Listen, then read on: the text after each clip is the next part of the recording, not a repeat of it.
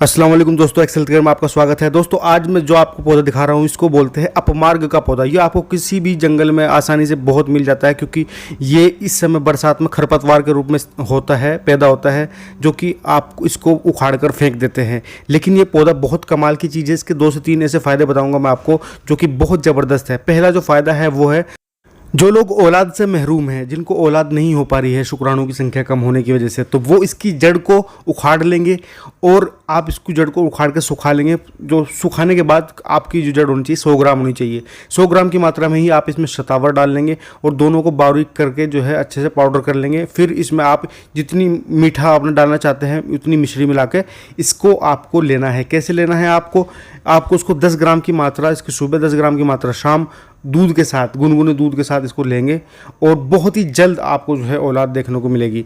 दूसरा फ़ायदा है दांतों के लिए।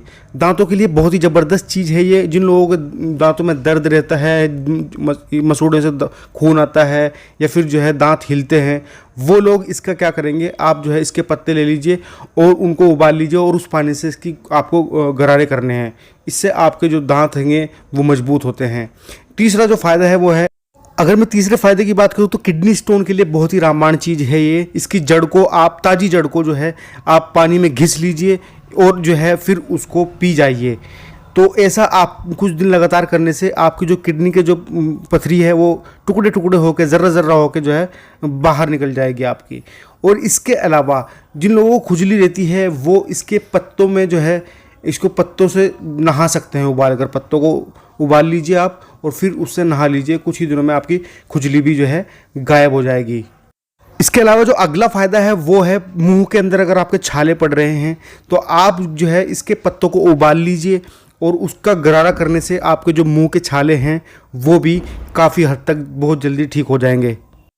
इसके अलावा जो अगला फ़ायदा है वो है माइग्रेन में। अगर आपको माइग्रेन की समस्या है, यानी आधे सर में दर्द रहता है, उसकी समस्या है, तो आप इसके जो बीज होते हैं उसका चूर्ण बना लीजिए और उसे सूंघने से मात्र से ही आपके जो सर का दर्द है वो ख़त्म हो जाता है। इसके अलावा अगर आपके जोड़ों में दर्द रहता है तो भी ये जो है अपमार्ग का पौधा बहुत फ़ायदेमंद होता है। इसके पत्तों को आप जो है पीस ले और उसको फिर पीसने के बाद एक पेस्ट तैयार कर ले और उसको हल्का गर्म करके आप जो है जोड़ों पे, जहाँ पे आपके दर्द रहता है वहाँ पर उसको पट्टी करके बांध लीजिए। कुछ ही दिनों के अंदर आपको ऐसा रेगुलर करने से आपके जो जोड़ों का दर्द है वो पूरी तरीके से ख़त्म हो जाएगा। जिन लोगों को भूख बहुत ज़्यादा लगती है और वो ज़्यादा खाना खाता है भूख लगने की वजह से, तो भूख को कम करने के लिए या फिर शांत करने के लिए भी अपमार्ग काफ़ी बेहतरीन चीज़ है। आप इसके जो है पत्तों का जो है काढ़ा बनाकर पिएंगे तो आपको भूख लगने की, जो ज़्यादा भूख लगने की समस्या है वो कम हो जाएगी, जिससे आप कम खाना खा पाएंगे और आपका वज़न नहीं बढ़ेगा। तो वज़न कम करने के लिए, जो लोग वज़न ज़्यादा बढ़ा हुआ है उनके लिए एक रामबाण चीज़ है ये। तो काफ़ी फ़ायदेमंद है इसके, आप इसको इस्तेमाल कीजिए।